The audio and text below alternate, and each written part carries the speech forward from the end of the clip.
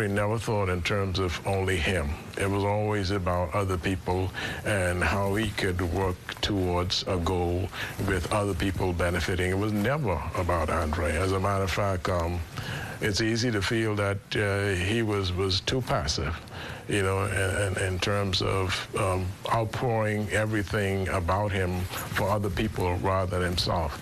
And I think that would, his life, you know, Life and Times of Andre, in that regard, would be a good lesson, a good message for us to take on as we go through these particular trying times in the Bahamas. It would be good to have somebody think about somebody like him. I think we would eliminate a lot of our social ills if we understood how to get along with one another. Andre caught hell, in his words, as he would describe it to me. And you could just understand the kind of things that he had to face, but he knew how to deal with it. Some of our people, unfortunately, didn't know how to deal with it, and I don't blame them. But Andre was the perfect fit for us to have as the stalwart, and he was out front, all right? Andre not just provided the Bahamas with a first Major League Baseball player, he was a Bahamian ambassador. Andre Rogers, like Yama Bahama and Gomeo Brennan, they were literally, all right, the de facto ministers of tourism for this country, and they carried it well. Andre Rogers played 11 years in the major leagues, was a career .249 hitter, hit about 45 home runs. Especially with the expectations that were applied to him as he came up through San Francisco in 1958. I think if he were sitting here, he would say he didn't do as well as he wished he had done. But when you really look at where he came from and the fact that he never played baseball throughout his childhood, he had never played baseball before he arrived in Florida in 1954 to go to his first Major League Baseball spring training camp. He had never seen a baseball game, hardball game. He didn't know what a curveball was. He had grown up playing softball and cricket. And for a guy to do what he did, just to reach the major leagues, not to mention all of his success in the minor leagues, and to last 11 years in the majors, living in a new country, in a new culture, dealing with the racism that was prevalent in the U.S. back in those days. To me, his story is an incredibly successful and heartwarming story. After fighting a respiratory illness, Andre died in December 2004. And while the pages of history will show that to date, 60 years after his career began, Andre played in the major leagues longer than any other Bahamian. What the pages of history won't show is how much he loved his family and how more than anything he was proud of his strong and enduring relationship with his community. Andre Rogers was a ball player, yes. He was the first Bahamian to play Major League ball, but we are not going to pigeonhole him as the great sports hero of the Bahamas. He was a Bahamian hero. He was a young man who had never played baseball in his life. And he did not let that deter him. He went on to become a great baseball player in the United States, in a country where millions of children aspire every year to enter Major League Baseball, where they start from the playground and they go right up through school. He did not have that. I want them to get the message that they can do anything that they want to do, that the size of their country does not determine the size of their achievement. And he was such a wonderful example of that. And so that is the message, that we, right in our neighborhood, we grew a Bahamian hero that every child, including my granddaughter, has to know about as a part of her heritage. So there you have it, the Andre Rogers story. I know that he would have been uncomfortable watching this documentary But I also know that he would have been very proud that it's being dedicated to children everywhere.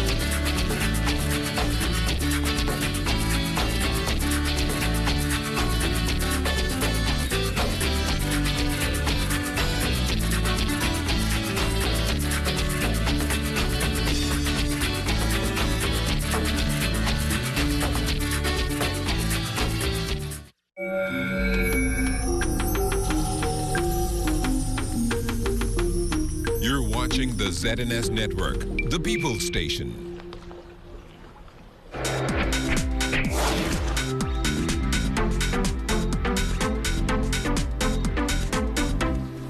This is a ZNS News Update to the hour. Good afternoon, everyone. I'm Keishla Adderley.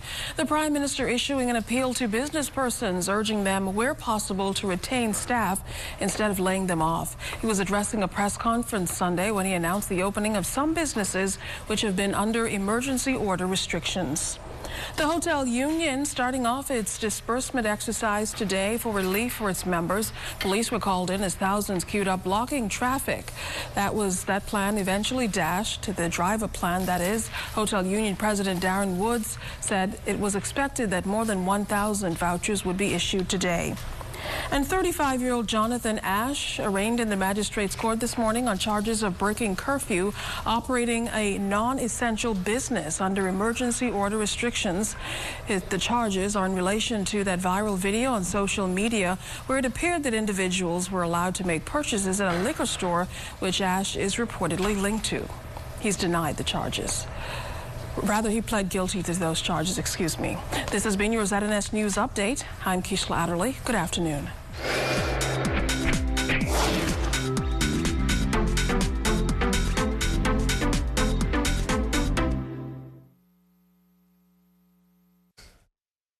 The Ministry of Health is working to ensure the safety of the Bahamian people.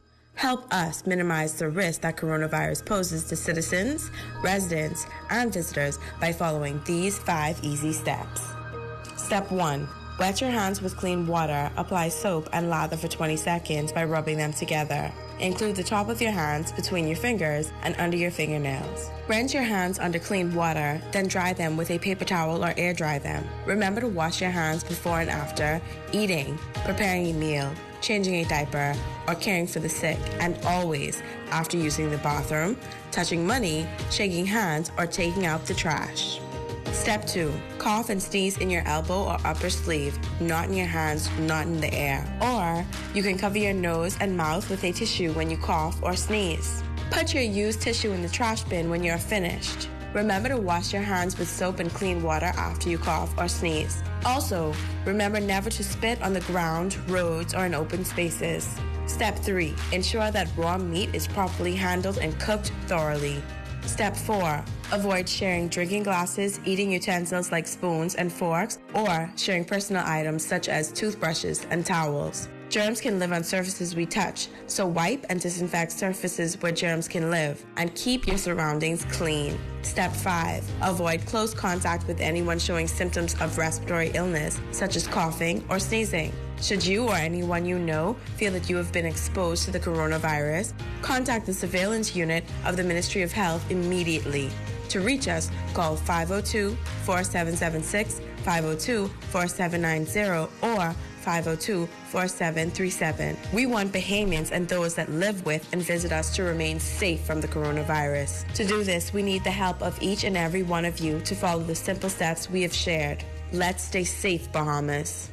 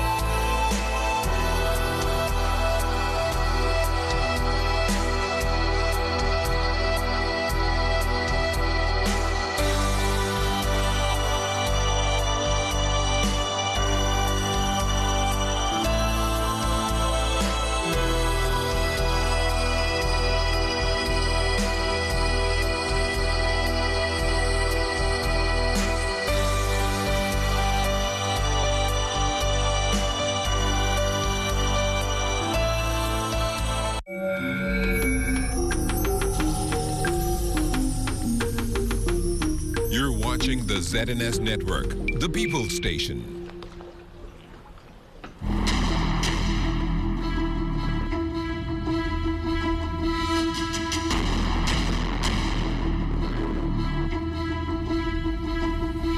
Some relaxed restrictions in place, but so is the curfew, still. Hello, I'm Julian Reid, and we're with you live. Well, we got through another weekend lockdown, and last night, the Prime Minister announced relief for some businesses. We'll recap that in a bit. But first, let's give you the latest statistics. Last night, the Prime Minister also said that there were 60 cases that are confirmed now of COVID virus in the Bahamas, COVID-19. There are 11 people who have recovered, 898 in quarantine, and 9 deaths. Now, here's the picture from the region. In the Dominican Republic, they're nearing to 5,000 with 4,964 cases, 235 deaths. 416 people have recovered. In Cuba, now over 1,000 with 1,087 cases, 36 deaths, 285 people have recovered. Jamaica, 196 cases, 5 deaths, 27 people recovered. Trinidad and Tobago, 114 cases, 8 deaths, 21 recovered. Barbados, 75 cases, 5 deaths, 19 recovered. And in Haiti, where you should know, the government has now just announced that they're going to reopen their textile factories. There are 47 cases with 3 deaths. 0 people have recovered. Now, the global perspective, more than 2.4 million confirmed cases around the world. 2,460,306 cases. 168,884 deaths. 643,486 people have recovered. The United States, where some states have begun to open up their borders a little bit, like Florida, there are 777,368 cases, 41,394 deaths, 71,497 people have recovered. Spain, 200,210 people confirmed with the virus, 20,852 deaths, 80,587 people have recovered. Italy, 181,228 people have the virus. 24,114 people have died. 48,877 people have recovered. Well, as we said last night, the Prime Minister addressed the nation. I'm sure you all watched. The auto stores, plant nurseries, hardware, and home stores are among those establishments that are going to get some relief. Now, the news came from the Prime Minister as he gave the latest update on COVID-19. Altovise Munnings reports. When it comes to addressing the national economy during the COVID-19 pandemic, the Ministry of Finance has been coordinating with the National Insurance Board, the Small Business Development Center, and the Department of Inland Revenue to make sure money is getting into the hands of thousands of Bahamians in need. And add to that, $25 million the Ministry of Finance has allocated to help small businesses with payroll support. The Bahamas entered the COVID-19 pandemic with adequate foreign reserves to cover essential imports and to preserve the parity of the Bahamian dollar against the U.S. dollar. The central bank is working closely with the Ministry of Finance to ensure that fiscal stabilization policies are balanced with adequate additional access to foreign currency through the borrowings which the government must undertake. Prime Minister the Most Honorable Dr. Hubert Minnis pointed out in his national press conference Sunday that those stabilization policies will uphold domestic spending on essential needs, which must be satisfied through imports. He also noted that although government can acquire local financing, they must rely on some foreign currency borrowing to cushion the revenue shortfall. Taking this active financing strategy into account, along with other foreign exchange market strategies that the central bank is pursuing, it is expected that the drawdown in foreign reserves will reach about $1 billion in 2021. This from a present healthy level of approximately $2 billion. The central bank expects that after 2020, net inflows of foreign currency through the private sector will begin to improve. The Prime Minister has acknowledged that the COVID-19 pandemic is a global health and economic threat. And it's on that premise that he has assembled an economic recovery committee to advise government on the safe and gradual reopening of the economy. During a meeting with the proposed members of the Economic Advisory Group, we discussed a number of issues: e-commerce, diversifying the economy, accelerating foreign direct investment projects, restoring the macroeconomy, and tourism. We will have to think boldly and creatively to boost jobs and economic activity, especially in terms of domestic production, tourism, construction, and local and foreign investment. Altavis Munnings, ZMS Network News. Now, the Prime Minister expressed chagrin, calling out business owners who have laid off employees. He made an appeal to delay that kind of action for as long as possible. I am extremely disappointed when I see Bahamian companies laying off individuals who had worked with them 10, 20 years, who had made them wealthy, who had given them the opportunity to send their children to university, both here and abroad, who have given them opportunities for their children to become professionals and leaders in this country, who have given them opportunity to live in lavish homes and have great lives, individuals, Bahamians, who are from humble beginnings, but who have made sacrifices to make fellow Bahamians wealthy and living good. And yet, after all the sacrifices these Bahamians did, those who have attained wealth have laid off such Bahamians. I ask you, are you humane? Where is your heart? Where is your compassion? Do you have a soul? Well, the Prime Minister also said that testing for coronavirus will be expanded. Contacts of confirmed cases, especially those with symptoms. Healthcare personnel nearing the end of their quarantine period. Nursing and home care personnel, and individuals calling onto the hotline reporting concerning symptoms. Meantime, consultant Dr. Merceline Dahl-Regis highlighted the fact that people who have tested positive fail to comply with directives. She stressed the importance of isolation. We haven't come up with a good solution yet. We are still exploring several things, not only the electronic bracelets. We're looking at some GIS monitoring. We're looking to the telecommunications grouping. We're looking at some apps, but we have not come up with a solution yet. And we're working feverishly to identify what might be the best option that doesn't violate one's confidentiality in terms of the personal confidentiality, but also protects the public. Be considerate. Be compliant. We need you to do this.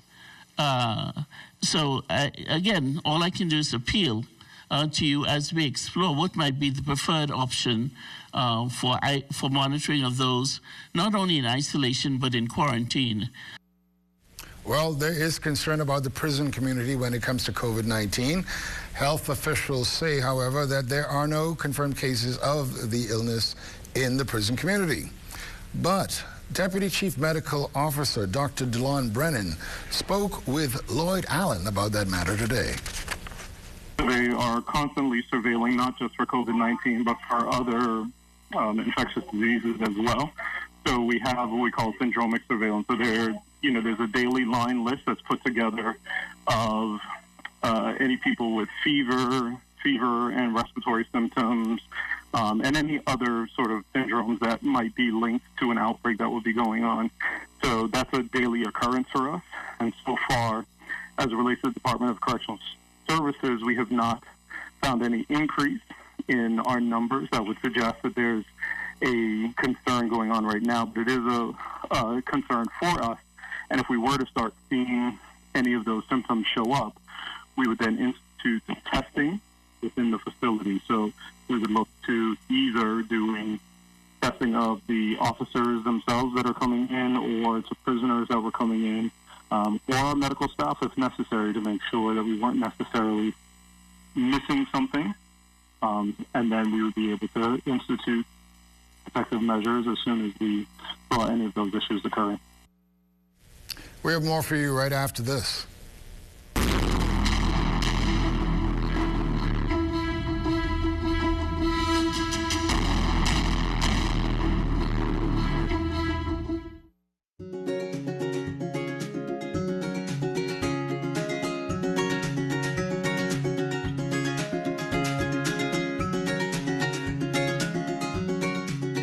It's a part of all our lives.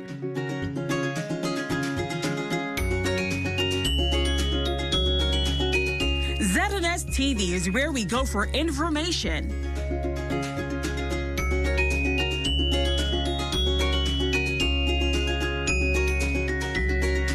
entertainment, and enjoyment. ZNS is there with something for everyone. Kids, lunch is ready.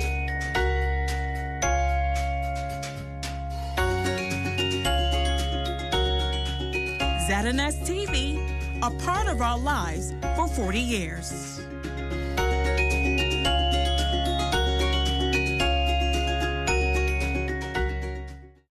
ZNS is everywhere you are when you download the new ZNS app. Watch our live channel to keep up with what's going on in the nation. News updates, we've got you covered. Tune into our radio stations with just a swipe. On the road, on the go, we're here with you. Available for download on the App Store and the Google Play Store.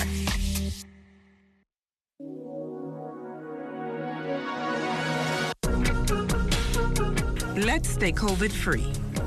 Remember the 3 S's. Sanitize, social distance, and stay inside.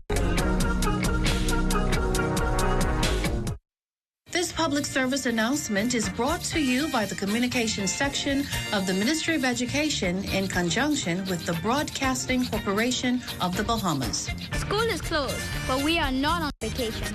Remember to stay at home to avoid the spread of COVID-19. Social distancing is very important.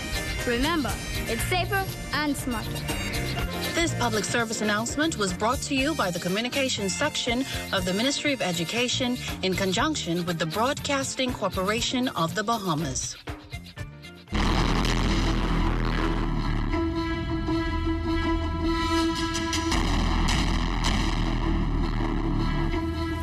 The business community came together last night trying to sort of look at solutions for the economy and the way forward.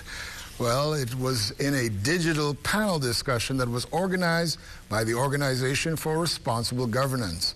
Joining us live now is the Communications Coordinator for ORG, Shantez Dillard-Wilson. Good afternoon, Shantez.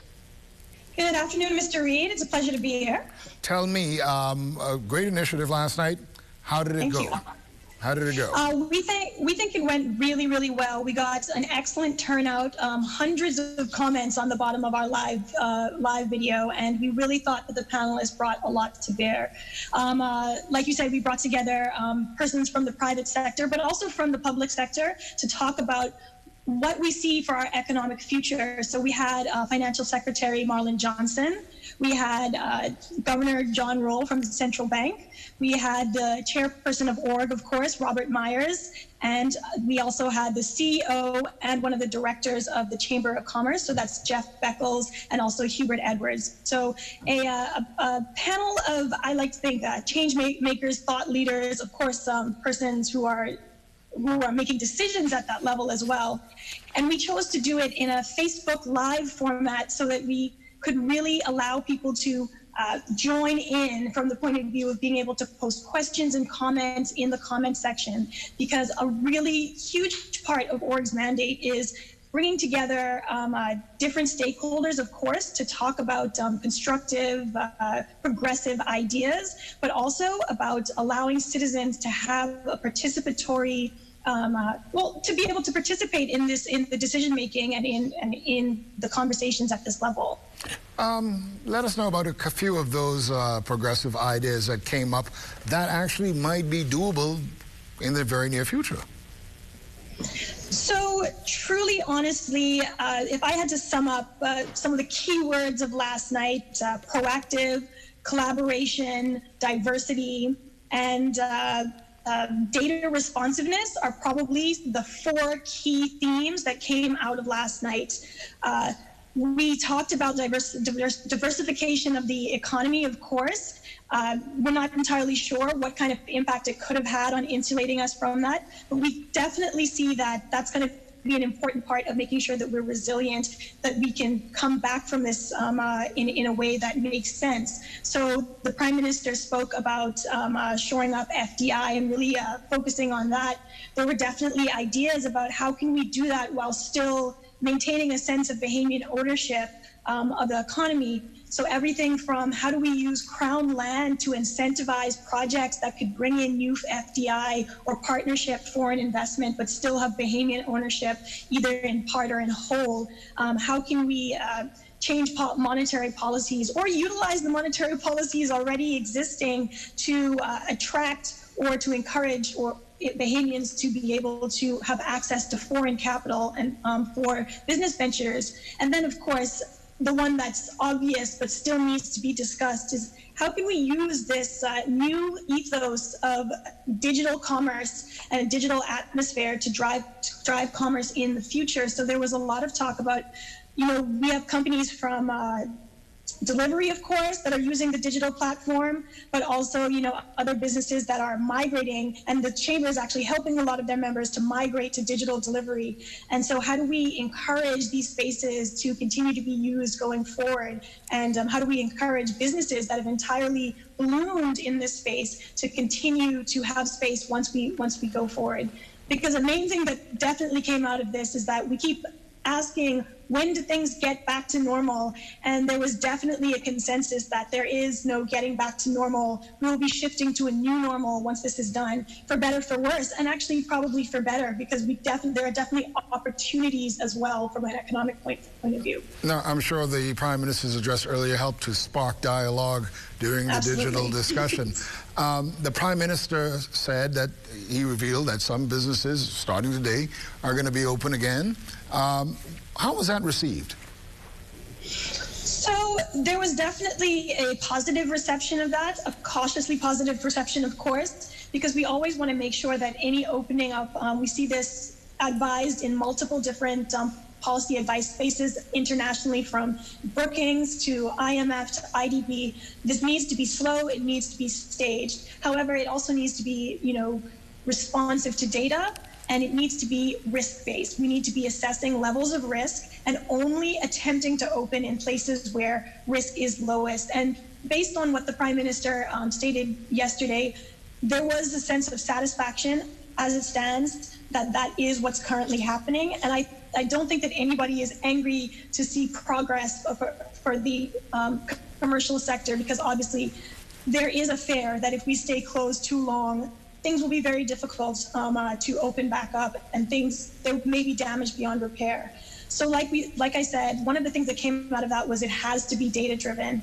And one of the things that org has actually been working on with Think Simple, a local firm, as well as Bahamas Strong, is a self-screening tool that that has the endorsement of the government. We will be passing that information to the government that allows us to see where geographically some of the high risk and also low risk areas are, to help to inform some of this opening up process. And of course, the Prime Minister also announced that there will be an economic advisory group, and that was discussed as well.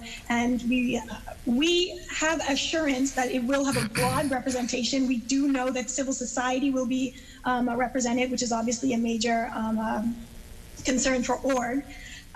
So we're looking forward to what that advisory group is going to come forth with as far as advising that process. But like I said, there was a consensus that it needs to be data-driven, it needs to be staged and slow and very deliberate. Which makes me ask now, we know that people would like for this to be over now and that we could go back to normal immediately. Was there any kind of consensus for a realistic opening time at all? Timelines, the question was asked, but timelines are something that's very difficult to pin down at this point, unfortunately. The opening up is it has to be entirely responsive to what is happening in the health sector. So the numbers that we're seeing as far as infections, it has to be responsive to the testing, which I know that the Prime Minister said that they were going to hopefully try to direct more resources and broaden. So there was no timeline with regard to the opening up process on that. What they did discuss is when we could see our economic indicators possibly back to what we might call normal. And Governor Roll, I believe, spoke to this, and he said it may not be until 2022 until we truly see some of our key economic indicators performing the way that they did prior to Dorian. Shauntez Dillard-Wilson, thank you so much for joining us. My pleasure. Great. Thank you. Take good care now. We have more for you after this.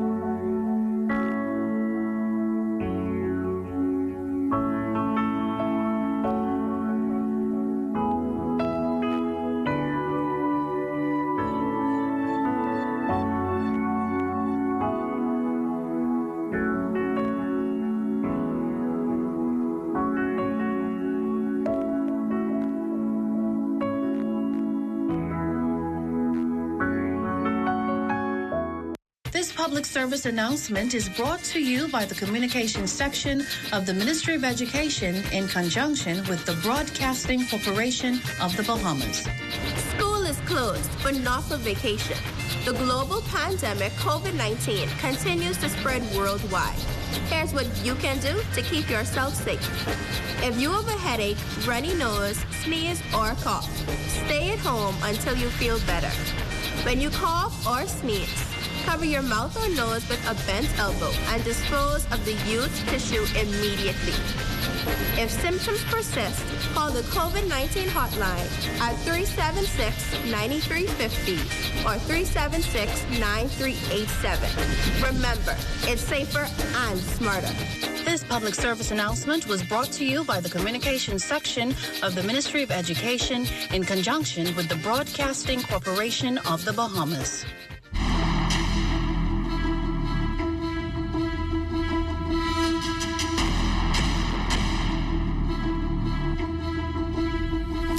Well, if you didn't witness it firsthand, you probably saw it on social media.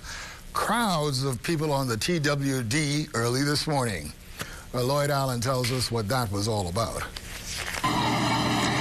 Yes, good morning again. For several weeks, the Bahamas Hotel Catering and Allied Workers Union has been at a standstill as a result of dozens and hundreds of employees being laid off as a result of national measures against COVID-19. This morning, some relief on the way by the union being led by its president, Darren Wood, who is joining me this morning.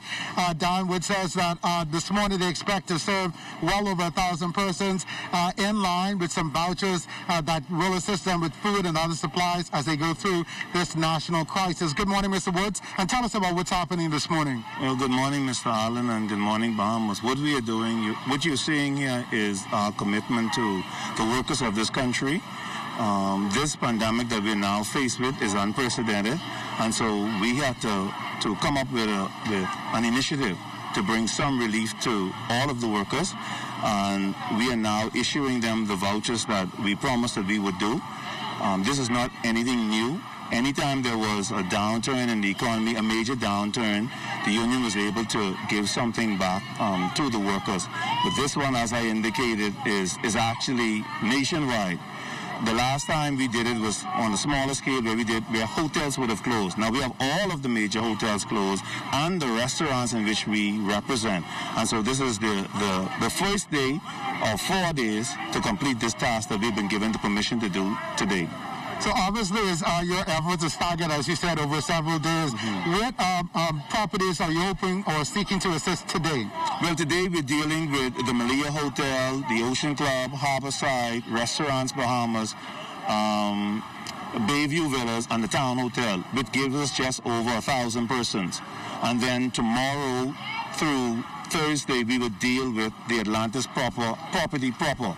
And then on Friday, anyone who would have missed their day, because what we've been asking them to do is come on your assigned days, which will kind of reduce the numbers spilling over to another day. Now, obviously, this is a $1 million effort. A lot of money is being spent today to assist those persons. Talk to us about the financing behind this effort. Well, the thing with it is, until we would have had the discussion with our membership, there's not much we can say because our constitution limits us to where the business of the union can be discussed, and that's at Workers' House during a membership meeting. But what we've done is, and we want to also clear up a misconception that was reported that the members would have to pay this back. This is already paid for. It's a benefit that is being extended, and all they need to do, and the persons need to do, is come and collect it, and the details we will discuss with them once we get into our meeting. Now, we obviously can see a queuing system. Talk to us about how the system works. Well, originally, we got the permission to do a drive-up, but because of the amount of persons that were here and the traffic backup, the police took a decision to try to clear the streets and have people walk up. But as soon as we get this line down, we will revert to what we were given the permission to do. They've kind of relaxed the permission just to get the roads cleared, and then tomorrow we'll definitely put things in place as it relates to the police to ensure that the streets are not blocked up. But what we've done is we've actually gone by properties where they could line up and get it, but we were anticipating it just persons just driving up, picking up, and driving back out. Now, obviously, with the turn of the persons here today, this tells us definitely many of those in the hotel industry are definitely now in need of some assistance. Yeah, well, the thing about it is when we originally planned this, we were actually planning 3 weeks out after the initial closure or the downturn, because they would have still been receiving some pay.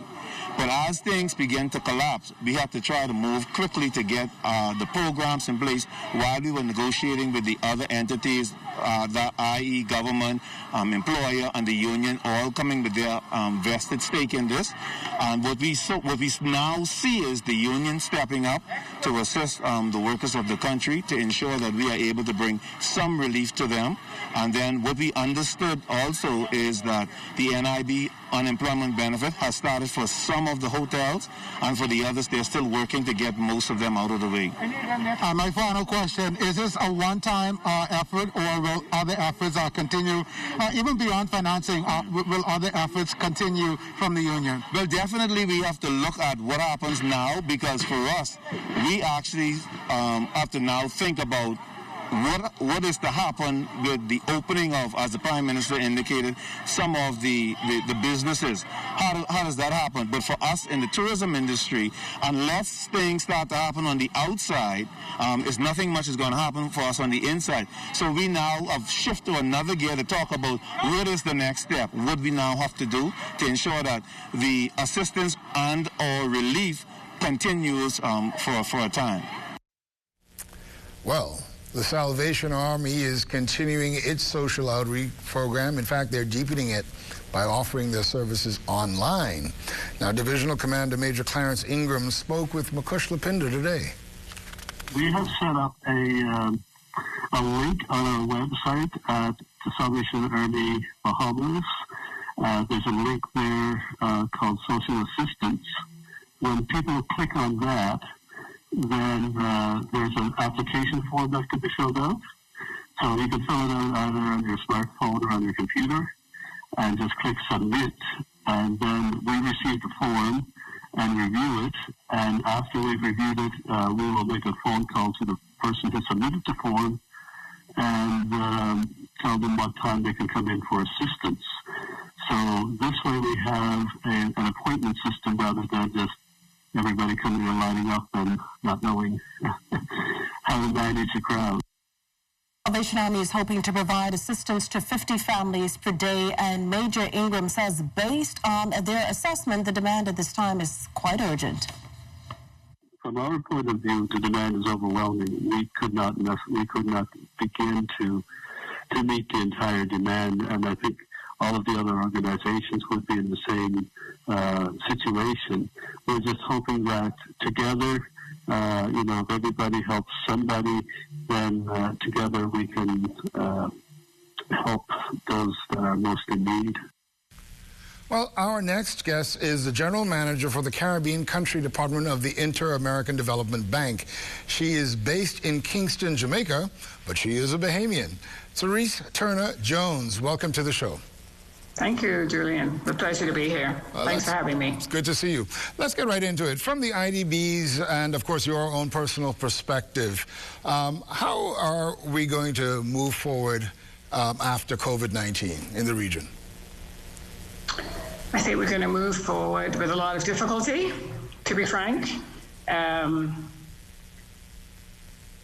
Life as we know it today, today is even extremely unusual. This is not our normal way of living because we're all social distancing, we're working from home. This is, for the IDB staff, this is the 6th week we've been working from home. So it's been 6 weeks of no socializing at the office, no going to meetings, working from home, doing everything online.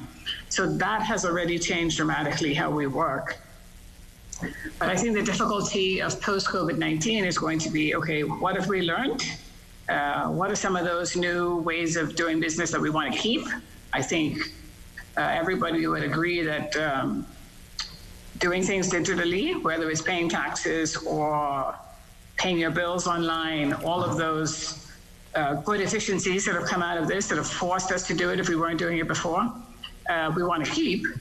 And then there are some aspects that we don't want to keep, right? So we've seen, for lack of a better way of describing it, indiscipline because people are panicking. And so queues are accumulating outside of supermarkets or outside of businesses. Today on my social media, I'm seeing where there are people lined up outside the electricity company to pay their bills, for example, in Jamaica. And I've also seen the queues of people lining up outside food stores in the Bahamas. So it's very similar the way people are reacting. And that's very normal. We're all human beings, and so our first instinct is, of course, to protect ourselves, protect our families, make sure we have enough goods and services that we need to be able to survive in the event that the lockdown is more than what is announced. Just by contrast with the Bahamas and Jamaica, there's really not a permanent lockdown across the island. One particular parish is on lockdown for 14 days. There is a curfew, starts at 9 o'clock at night. It lifts at 5 o'clock in the morning in other parts of the country, but it's not a total lockdown.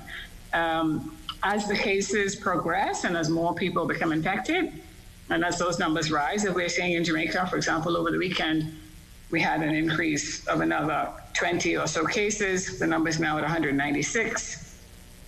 A week ago, it was just over 100, so that number is multiplying very fast. And of course, as the numbers rise, people tend to get a little more worried. So I think, get back to your original question, what is it going to look like afterwards? I think it's going to be very different, and we have to learn how to cope with new ways of doing things. Hopefully we have lots of new businesses on stream, particularly those businesses that are offering services to us that weren't there before. For example, food delivery services, very commonplace now. You can order your favorite fast food from a delivery service and you'll get it in less than half an hour, as we did yesterday on Sunday. And there are restaurants who are also doing this, but I think the difficulty for a lot of people right now is coping with the loss of income, especially those people who work in the tourism sector. We know that a lot of them have lost jobs overnight, and while the benefits to people who are losing jobs is varied across the region, because some countries have unemployment insurance, others don't, some have some benefits, others don't. So all of that is going to force people to even be a little bit more anxious about their future, and trying to provide for those populations. I think it's going to be difficult as we get through this, but also when we come out on the other end. Mm-hmm. Now, the role of the IDB is a very important one throughout the region, and of course here in the Bahamas. Considering what's going on now, what kind of assistance or support can the IDB give in the short, medium, and long-term range? Okay, so we have a whole array of levels of support. The first one is, and this because the IDB is a bank, it's a multilateral organization, and we lend to governments to help solve problems. So the first is to look at the portfolio that already exists, whether it's in the Bahamas or in Jamaica. So if I take the example of Jamaica, we have a portfolio that has undisbursed balances. That means we have already approved those loans, but the loans have not been drawn down. Something like $250 million US. So in the first instance, we're saying you can take 10% of that. In the case of Jamaica, that's $25 million. You can take $25 million and you can immediately get that disbursed to do anything related to the health sector. So that's one thing. So that the same would apply to the Bahamas, depending on what the size of the undisbursed balances are. We're also saying, let's prioritize health first. So there are parts of the portfolio where maybe we weren't doing anything in health, and maybe we could redirect those resources towards health. So that's another avenue. We're giving support to, obviously, the fiscal situation, because in some countries we know that the budgets are turned upside down. So how do we support governments moving forward as they try to cope with paying salaries, paying debt service, keeping the services going, and also trying to do some capital spending? So how do we support the governments as they get through this crisis? And then there are areas like in the private sector. We have small, medium enterprises. They're the first ones to run out of business, right? So you've seen all the closed signs outside of small shops and boutiques and barber shops and hairdressers and all of those small businesses that we have a lot of in the region. Can we provide some support to those businesses so that they keep going? And then along those same lines, what kind of support can we put in place, not just for those businesses who maybe ones that are a little bit bigger, through our financial institutions? Can we do a credit guarantee, for example, through the development bank or through some other means to do that? So we have a lot on the table. We also provided some grant financing for CAPFA, which is the Caribbean Regional Health Authority, which is located in Trinidad, so that they can continue to provide more tests, do the research and development that they need to help us get through this. Great. So there's a lot going on at a lot of levels in the public sector as well as in the private sector. Now, I know that you just had a webinar earlier today called Options for Business. Can you tell us what came out of that? Anything really concrete came out of that? Absolutely, and the best part was that we had a representative, everybody knows him, Vincent Vanderpool Wallace, former Minister of Tourism. He was fabulous as usual. He talked about the travel and tourism sector. We had Alison Peart, who is formerly of Ernst & Young, now has her own consulting business advising governments. And we had someone from Guyana, Zulfikar Ali. So we got a picture of the private sector across this region. And my main takeaway is that this is the moment to be agile, to experiment, to rethink how you do business. If you're in a business and you don't do any cash management, this is the time to get some help to do that, because obviously businesses are going to need cash in the difficult days ahead as business dries up. It's also a time to be creative, to be collaborative. That was something, I mean, Vincent's point is that, you know, imagine if all Caribbean people travel within the region, what kind of travel market we can stimulate by just having that, right? So forget North America, forget Europe, they're all in difficult situations as well. But if, when this thing is over, every Caribbean person decides that they're gonna go to some island or some country that they've never been in the region, we can keep the business here and we can keep it going. So that's one thing. Secondly is, if you are in business, what can you do differently about the way you're doing business right now? So we talked about digital services or delivery services.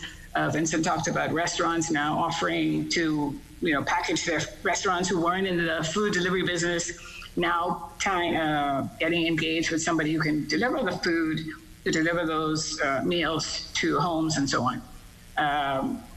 You know, the mind really boggles. Think about all the talent around the creative sectors in the Caribbean, music,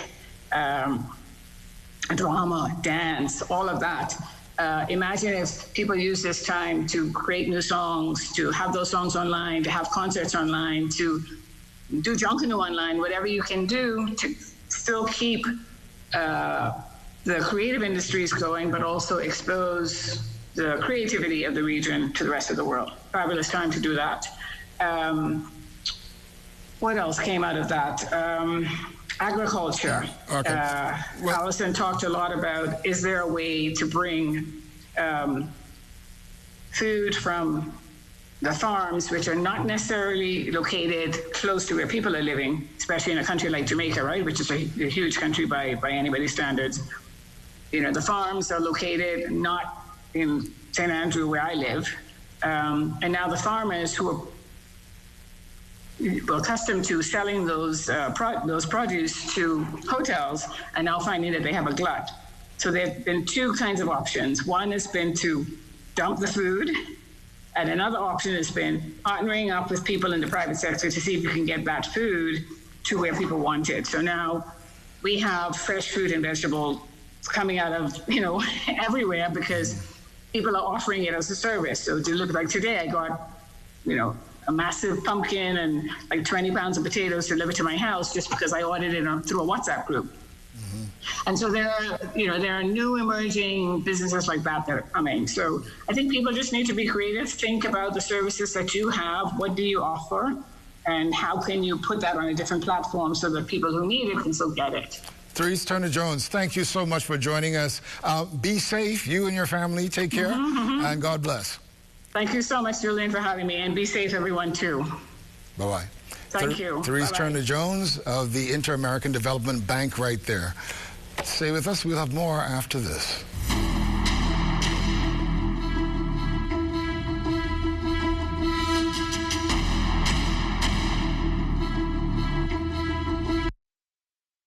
The Ministry of Health wishes to advise members of the public that prevention is key during this flu season.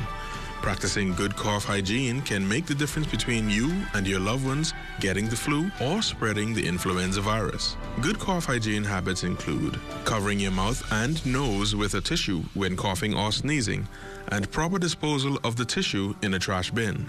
Coughing or sneezing into your upper sleeve near your inner elbow and not your hands when a tissue is not available.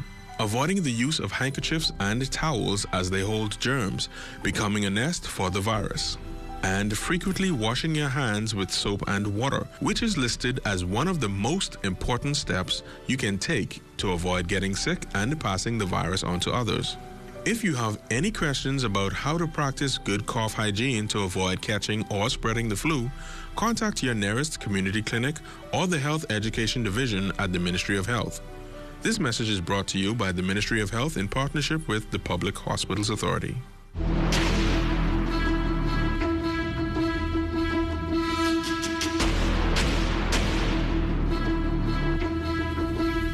Well, as we do every day, we urge you to follow the guidelines that have been issued and to stay safe and stay at home as much as possible if you can.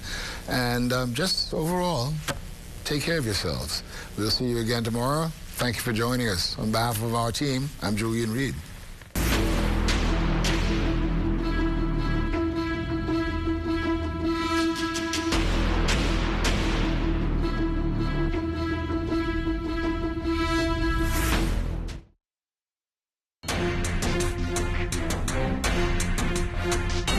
COVID-19 continues to impact the Bahamas and the world.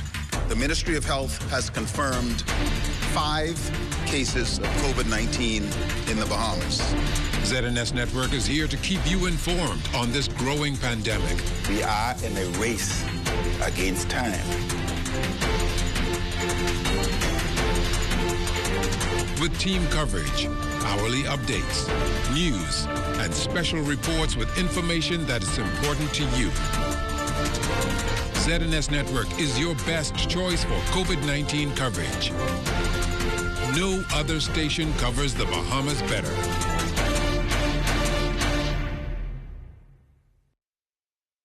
The Ministry of Health is working to ensure the safety of the Bahamian people. Help us minimize the risk that coronavirus poses to citizens, residents, and visitors by following these 5 easy steps. Step 1.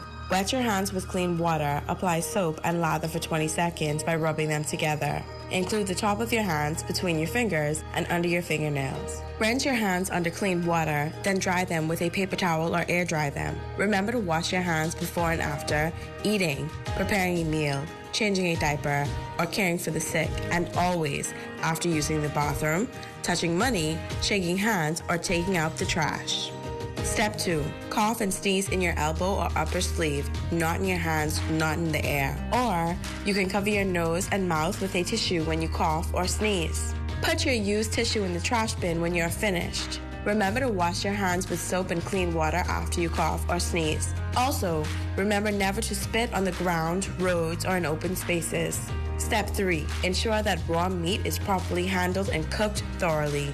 Step 4. Avoid sharing drinking glasses, eating utensils like spoons and forks, or sharing personal items such as toothbrushes and towels. Germs can live on surfaces we touch, so wipe and disinfect surfaces where germs can live, and keep your surroundings clean. Step 5. Avoid close contact with anyone showing symptoms of respiratory illness, such as coughing or sneezing. Should you or anyone you know feel that you have been exposed to the coronavirus, contact the surveillance unit of the Ministry of Health immediately. To reach us, call 502-4776, 502-4790, or 502-4737. We want Bahamians and those that live with and visit us to remain safe from the coronavirus. To do this, we need the help of each and every one of you to follow the simple steps we have shared. Let's stay safe, Bahamas. I am Kendall Smith and I'm a pig farmer.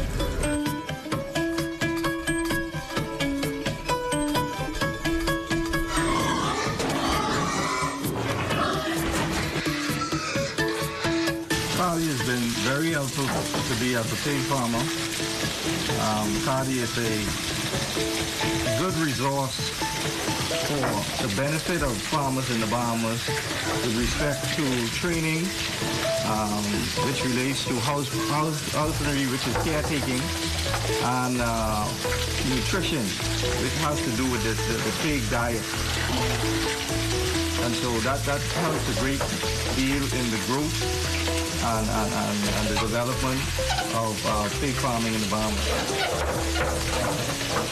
With the help of Cardi as a pig farmer, I feel the future is bright for Serenity Farm in that with all the assistance with training, I will be able to grow my farm beyond what it is now today. And in fact, improve upon the existing structure and the inventory.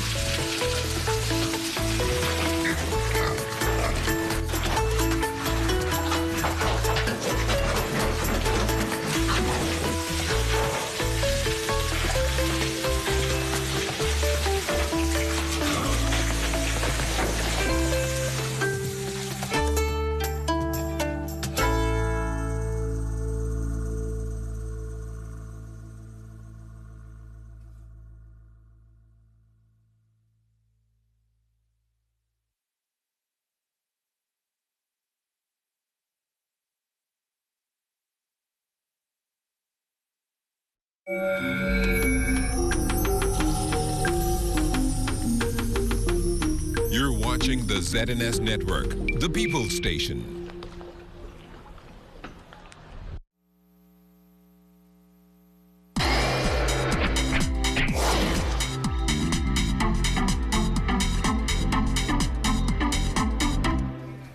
This is a ZNS News Update to the hour. Good afternoon, everyone. I'm Kishla Adderley.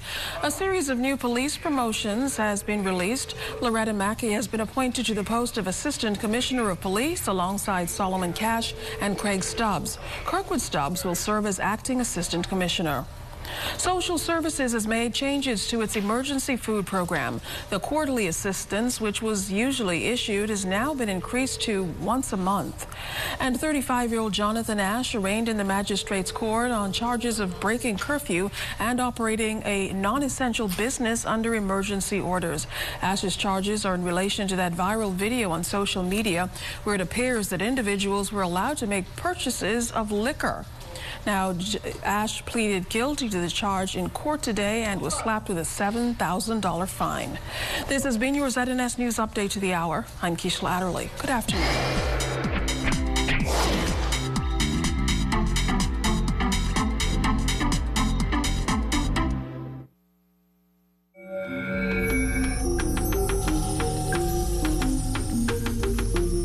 You're watching the ZNS Network, the People's